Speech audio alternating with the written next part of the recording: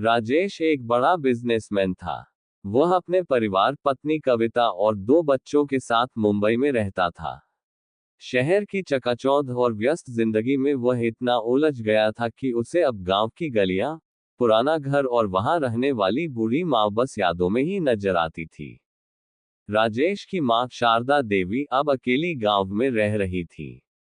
पति के निधन के बाद उन्होंने बेटे को पढ़ाया लिखाया, उसे शहर भेजा और खुद गांव में सादगी से जीवन जीती रही। पहले राजेश हर महीने आता था, लेकिन अब वह सालों तक नहीं आता था। फोन पर बस औपचारिक बातें होती थी। माँ, दवा ली, ठीक से खा रही हो, पैसे भेज दिए हैं। पर माँ को पैसों से ज्यादा बेटे की मौजूदगी चाहिए थी। एक दिन शारदा देवी बीमार पड़ गई। पड़ोस की राधा चाची ने राजेश को फोन किया, बेटा, माँ की हालत ठीक नहीं लग रही, कुछ दिन गांव आ जा। राजेश ने अनमने मन से टिकट कराया और अगले दिन गांव पहुंचा। माँ चारपाई पर लेटी थी, लेकिन चेहरे पर बेटे को देखकर वही पुरानी मुस्कान लौट आए। राजेश कुछ दिन माँ के पास रहा।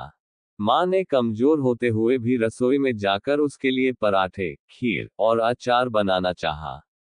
राजेश ने मना किया, माँ, अब तुम आराम करो, हम सब बाहर से ऑर्डर कर लेंगे।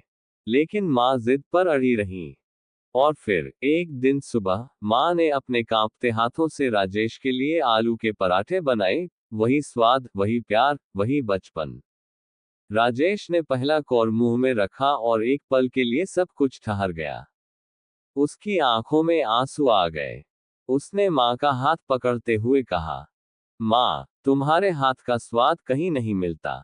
मैंने लाखों के होटल खा लिए, लेकिन ऐसा स्वाद कभी नहीं आया। माँ मुस्कुरा दी, बेटा, ये स्वाद सिर्फ प्यार से बनता है। जहां दिल जुड़ा हो, वहीं असली स्वाद होता है।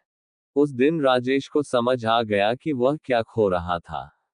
अगले ही हफ्ते वह माँ को शहर ले आया और घर के एक कमरे को पूरी तरह उनके लिए सजाया। वही गांव वाला मंदिर, वही चारपाई, वही तुलसी का गमला।